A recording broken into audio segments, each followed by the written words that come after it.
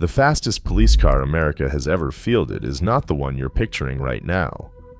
It never got a movie, it never got a nickname the public remembers, and by the time you find out which car it actually was, you'll understand why almost nobody guesses right on the first try. This story runs across 7 decades, 4 different manufacturers, and at least 3 competing claims to the same title. And of the 270 police cars built for one single state patrol in the 1950s, only 2 are known to still exist today, kept alive by private collectors instead of by any Hall of Fame. I went through decades of factory test data, 7 separate police package vehicles, and every fastest cop car claim on record to sort out what's true. Here's what's actually at stake. An entire chapter of how American law enforcement got its cars is down to 2 surviving vehicles and a television actor's growl into a radio microphone. Ask most people which car earns the speed record and they'll say a Mustang or a Camaro from the muscle car era, or one of those legendary Dodges, but the real record holder is stranger and far less famous than any of those guesses. Somewhere in this story is the car built before almost any other specifically for police use. And I'm saving it, along with why it barely survives at all, for the very end. A plain 4-door sedan. No spoiler, no racing stripes, nothing that would turn a head in a parking lot. And in 1969, that car went 147 miles an hour. This was the Dodge Polara Pursuit, and the run happened at Chrysler's Chelsea Proving Grounds in Michigan. Not a prototype, not a one-off built for a stunt. A stock police package, the kind any department in the country could order through a fleet catalog, fitted with Dodge's 440 cubic inch V8. The California Highway Patrol alone ordered 1,564 of these Polaras for 1969, and Chrysler cut the department its own specific camshaft grind to match. In testing, the same car ran 0 to 60 in 6.3 seconds, and covered the quarter mile in 14.4 seconds at 98 miles an hour before it ever got near its top end. Enthusiasts who track this stuff still say it plainly. 147 miles per hour, a Dodge sedan, 1969. It reads like a typo. It isn't. That number didn't just impress people in 1969. It stood as the top speed record for a 4-door American police sedan for 37 years. Think about what that means. Nixon was inaugurated the same year. The record outlasted 7 presidents before anything wearing a police light bar matched it again. No named engineer is credited for that Chelsea run. No test driver whose name made the newspapers. What survived instead is the number itself, repeated in nostalgia articles and Mopar retrospectives as the high water mark of what a big block cop car could do before everything changed. It sits today alongside the Coronet and the Monaco as part of a broader Mopar police pursuit lineage that dominated the late 1960s. Because right behind 1969 came emissions regulations, 2 fuel crises, and a wave of downsizing that would gut the American V8 police sedan for a generation. The decline came fast once it started. By 1970, that same 440 was down to 141 miles per hour under tightening emissions rules. By 1972, output had fallen from 375 horsepower to 285, and 1973 was the Polara's last year on any showroom floor. The Polara's 147 miles per hour wasn't just a record, it was close to a eulogy nobody had written yet. But the Polara didn't get there by accident. 10 years earlier, on an Air Force runway in California, the whole idea of testing a police car scientifically before buying it was just getting started. Before there was a horsepower war, there was just a car that worked, and it wasn't fast so much as it was everywhere. That car was the Ford Fairlane, fitted with a police package that spread through American departments in the 1950s and into the early 1960s. The Illinois State Police ran them. So did plenty of smaller municipal forces that didn't have the budget for anything exotic. One retrospective sums up exactly why. A large, comfortable cruiser with a powerful V8 behind it and a low price. That's the whole formula in one sentence, and for about a decade, it was exactly what law enforcement needed. Picture a trooper on an 8-hour shift on a 2-lane state highway somewhere in the Midwest. He doesn't need a car that can chase down a Corvette every night. He needs a bench seat wide enough to sit in for hours, a V8 with enough reserve power to close distance fast when it matters, and a price tag his department's budget can actually absorb. The Fairlane answered all three questions at once, and it didn't need a proving ground or a stopwatch to prove it. It just needed to show up year after year in enough patrol fleets that it became the default picture of an American police car in the post-war boom, standing right alongside the Chevy Bel Air as the other face of that same mid-century formula. That's precisely why the Fairlane story is a short one to tell. There's no dramatic top-speed run tied to its name, no dyno failure, no daredevil test. It didn't need drama. It won by being good enough, cheap enough, and available enough, which is its own kind of legacy. The baseline every faster car that came later was implicitly reacting against. Because as the 1960s wore on, civilian cars got faster, hot rods got louder, and good enough stopped being good enough. By 1958, the CHP had tightened its own purchasing requirements past what Ford, Chevrolet, and the Fairlane's whole approach could meet at all.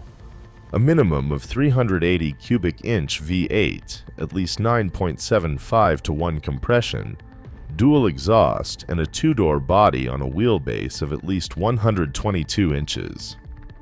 The cheap, comfortable formula that had defined the Fairlane's decade wasn't just outdated. It no longer even qualified for the bidding. Departments needed proof, not just a comfortable ride, and that meant somebody had to start putting police cars through the same kind of testing racetracks used. 3 cars, 1 Air Force runway.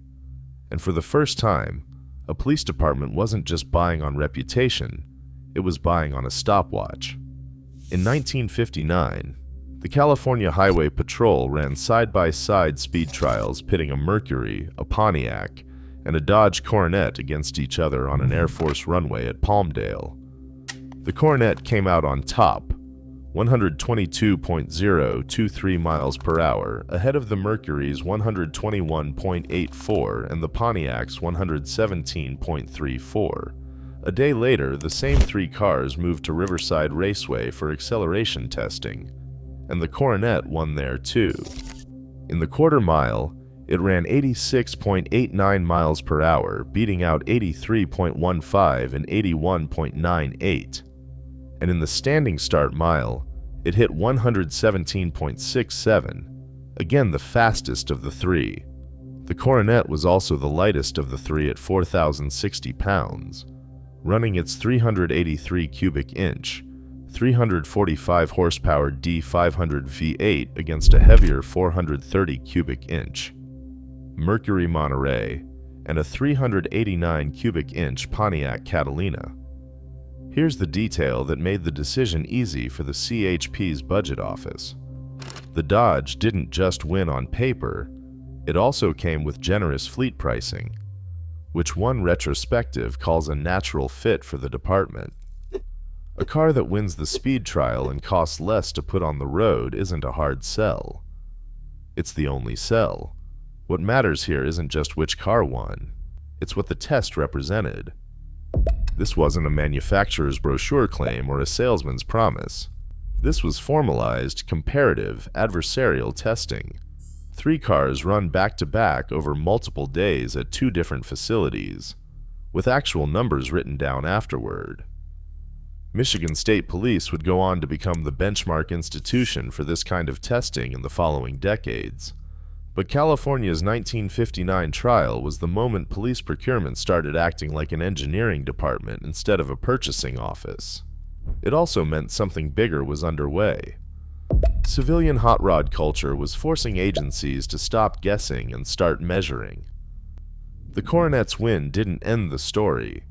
It opened the door to a full decade of Mopar engineering aimed squarely at winning exactly this kind of test over and over, until the numbers got almost hard to believe, and by the end of that decade, Dodge would be running that same playbook twice in a single model year.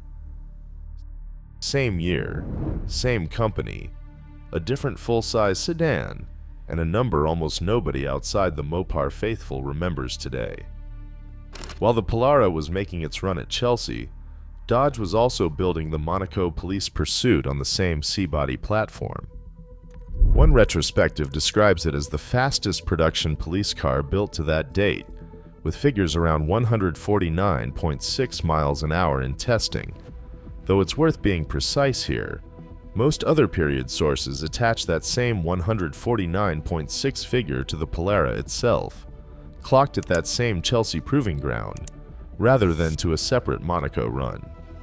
The two nameplates shared engineering so closely in 1969 that even specialist retrospectives don't always agree on which one earned which number. The truth is, these two cars aren't really rivals so much as siblings. Both came out of the same C-body engineering lineage Dodge had been refining through the 1960s, the direct descendant of the police package practice that had already made the '59 Coronet a fleet favorite. Both represented the same idea taken to its logical extreme. Take a full-size family sedan platform, drop in the largest V8 Chrysler could fit, and hand it to a police department instead of a suburban dad. Neither has the same dedicated proving ground legend attached to it the way the Polara has Chelsea in most tellings. And there's no single named driver or test date as specific as what survives for the headline number. But the figure itself, nearly 150 miles an hour from a full-size sedan built for street patrol, tells you exactly what kind of moment American law enforcement was living through in 1969. Chrysler valued the California Highway Patrol and the Los Angeles Police Department enough as customers to build parts specific to each department's cars, proof of how seriously Detroit had come to take the police market. These two nameplates were now fighting over. It's worth sitting with what that means. Two Dodge nameplates, the same model year, both credibly linked to the fastest police car in the country, and neither claim provably wrong. It depends whose retrospective you trust and which badge was on the trunk of the specific car that ran that day.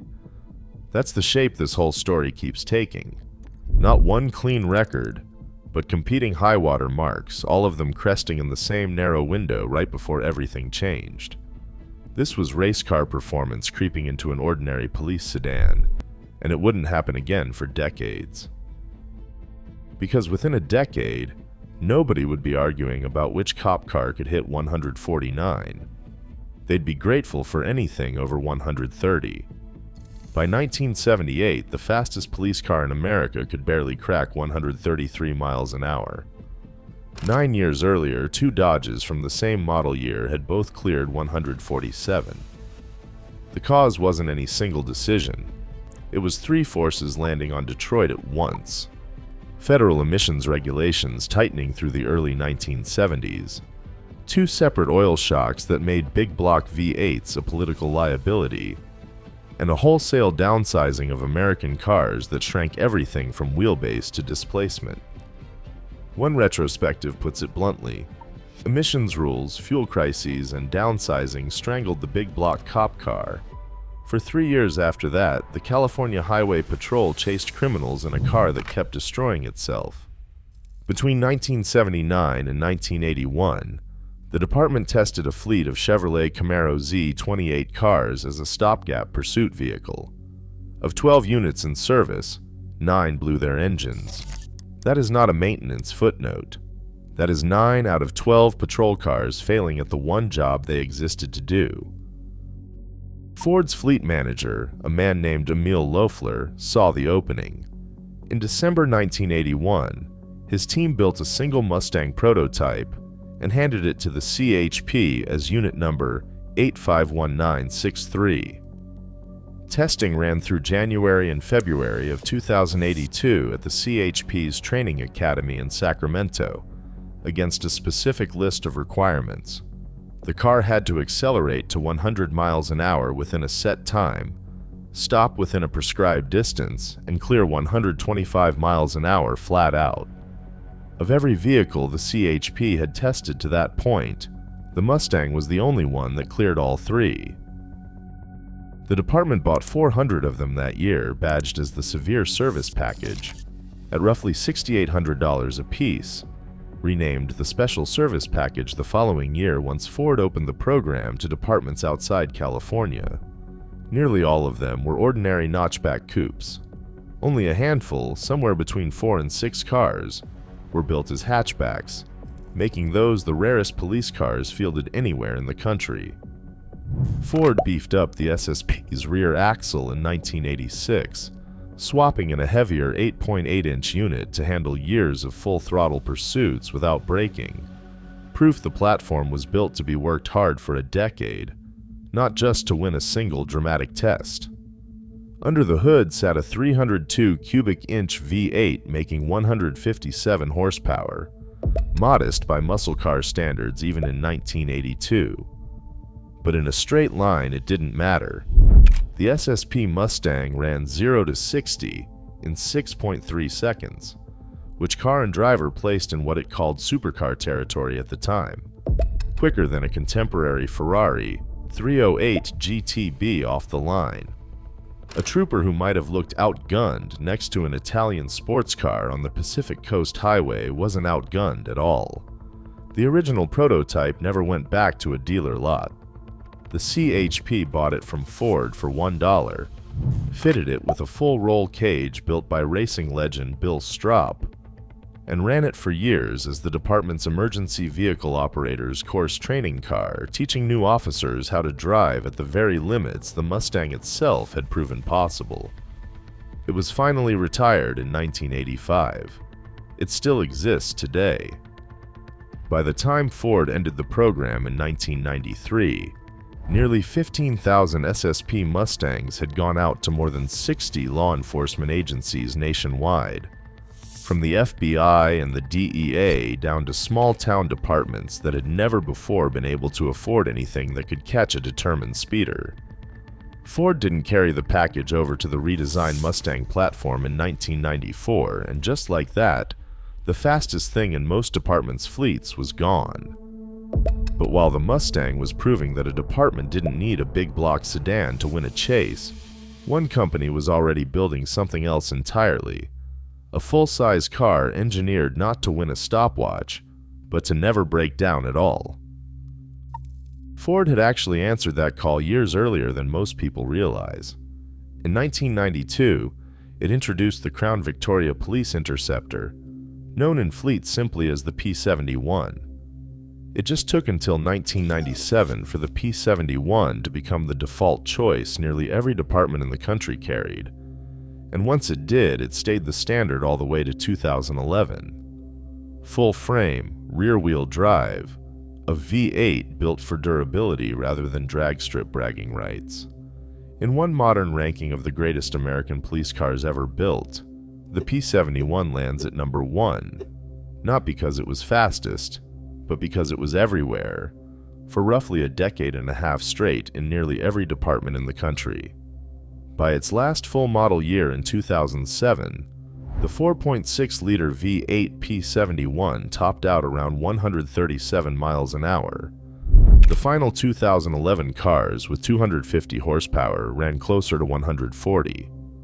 It was also the only patrol car the California Highway Patrol bought of any kind between 1996 and 2012. The same department that had spent decades chasing the fastest sedan in America had settled, for 16 straight years, on a car that wasn't trying to be fast at all. After 2011, agencies shifted toward the Taurus and Explorer police interceptors, and the Crown Vic quietly slid into a second life. Retired cruisers selling cheap at government auctions, picked up by hobbyists and taxi companies who wanted a body-on-frame V8 sedan nobody was making anymore. But somewhere in the middle of that long, cautious stretch between the muscle car collapse and the SUV era, one car quietly beat the Polara's number, and almost nobody noticed. It was a 2002 Chevrolet Camaro, built under the police package code B4C, and with a 5.7-liter V8 under the hood, It reached 159 miles an hour. Ask most people to guess the fastest police car America ever fielded, and they'll say a Mustang or a big Dodge or something with a badge and a paint scheme they remember from television. They'd be wrong. One source calls this Camaro flatly the fastest American cop car in history. Another describes it as the fastest police production car ever built to that point, capable of going from a stop to 60 miles an hour in under 6 seconds. It's been called a unicorn of a cop car, and that word fits because production ended in 2002 along with the 4th generation Camaro itself, which means the fastest police car in American history had one model year to prove it, and then vanished from the lineup for good. So here's the honest complication in this whole story. There isn't one clean answer to fastest cop car ever. It depends on what you're measuring. The Polara's 147 stood for 37 years as the record for a 4-door police sedan specifically. The Monaco's 149.6 claims the same era, the same year, and possibly the same car under a different badge. The Camaro's 159 beats them both outright, but it's a 2-door built in far smaller numbers for a narrower slice of departments for a single model year. And the Mustang SSP never chased the top speed record at all. It won by being the only car that could do everything the job required all at once for over a decade. 3 kinds of fast, 3 different answers, and the record shifts depending on which question you're actually asking. What doesn't shift is how we got here at all, because before any of these cars existed, before there was a horsepower war or a runway test or a proving ground record, somebody had to build the very first car designed from scratch to be a police car and nothing else. 2 cars. That's what's left of an entire police program that once numbered 270. And one of the 2 survivors owes its fame less to the California Highway Patrol than to a television actor who never wrote a single line of the script he made famous. In 1955, the California Highway Patrol had a problem. The state's highways were filling up with hot rods and sports cars faster than the California Highway Patrol's existing fleet could keep pace with, and the department needed something that could actually catch them. Buick answered with the Century 68, a 2-door coupe built by combining 3 separate parts of the Buick lineup: the Special 48 coupe body, the Century's engine, and the heavier-duty brakes off the Roadmaster. One retrospective calls it plainly: these were among the first cars built specifically for police use. Not a sedan pulled off a dealer lot and outfitted with a light bar. A purpose-built machine, assembled from the best pieces Buick had, aimed at one job. Buick wasn't the obvious pick. The California Highway Patrol put cars from 6 manufacturers through comparative testing, and Buick beat out 5 other competitors to win the contract. The winning bid was the lowest of the 6 submitted, remarkably low given how much engineering had gone into the car, and that combination of low cost and high performance made the decision for the state's budget office the same way it had for the Coronet a few years later. Here's the scene that made the case. In April of 1955, Highway Patrolman magazine documented a dynamometer test of the Century 68. The car strapped down and run hard under load to measure exactly what it could deliver. The car looked stock from the outside, the same Special 48 coupe body and Roadmaster brakes any inspector could recognize on sight. Inside the engine bay sat the real story: a 322 cubic inch V8 at 9.0 to 1 compression, feeding through a Carter 4-barrel carburetor, gross rated at 236 horsepower at 4,600 RPM. This was one of 6 manufacturer submissions the California Highway Patrol had put through the same testing regimen that year, and the number about to appear on the gauge would help decide which one of them got to patrol California's highways. The engineers brought the car up slowly at first, watching temperature and oil pressure settle, then pushed the throttle open and held it against the dynamometer's 4 horsepower drag. The needle on the horsepower gauge climbed past 100, then past 130, the whole rig groaning under sustained load, the lightweight special body doing work it was never advertised to do. It kept climbing. At 148 horsepower measured at the rear wheels, translating out to a simulated 108 miles an hour, the engineers cut the throttle and called the run. For a few seconds, the room went quiet except for the engine winding down. Nobody in that room had tested a hybrid this deliberate before, a special's body wearing a Century's heart and a Roadmaster's brakes, and the number on the gauge answered the question every one of the 6 competing bids had been built to settle. The Century 68 had more performance under its unassuming body than its modest, price-conscious styling let on, which was exactly the kind of quiet capability the California Highway Patrol was buying.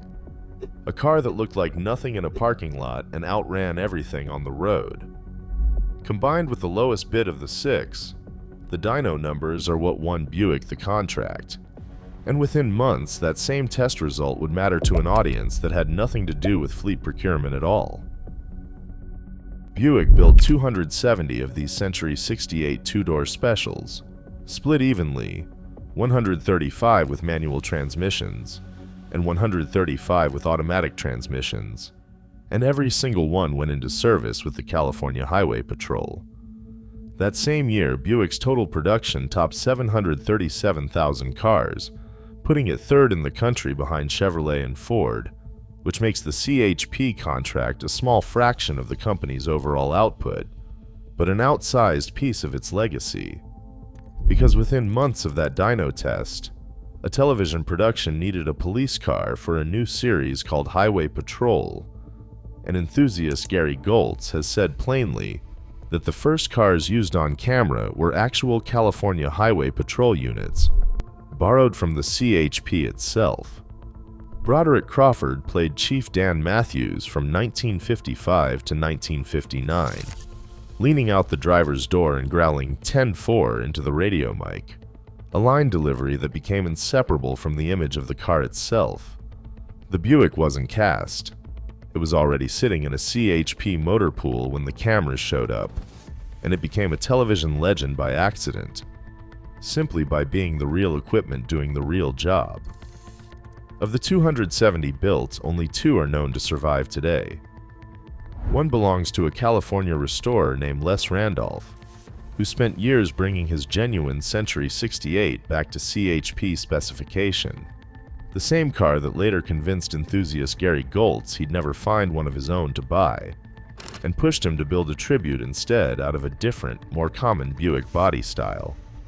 An entire fleet, tested to the edge of what its own era's engineering could measure, celebrated on national television every week for 4 years, and reduced now to 2 cars anyone can actually point to. This is the car every faster machine after it was answering, whether the engineers who built those later Dodges, Fords, and Chevys ever knew it or not. There's a question this whole story never answers. What happened to the muscle underneath these police packages once it stopped wearing a badge? The same Detroit engineering that built the Polara's 440 and the Monaco's C-body chassis was also going straight into showroom cars sold to ordinary drivers. And one of those cars got faster, angrier, and more capable every single year, until General Motors simply decided to stop building it. That decision, and everything Chevy walked away from when it did, is the subject waiting in the next video. Go watch Every Chevy Chevelle Explained, the muscle car Chevy should never have killed.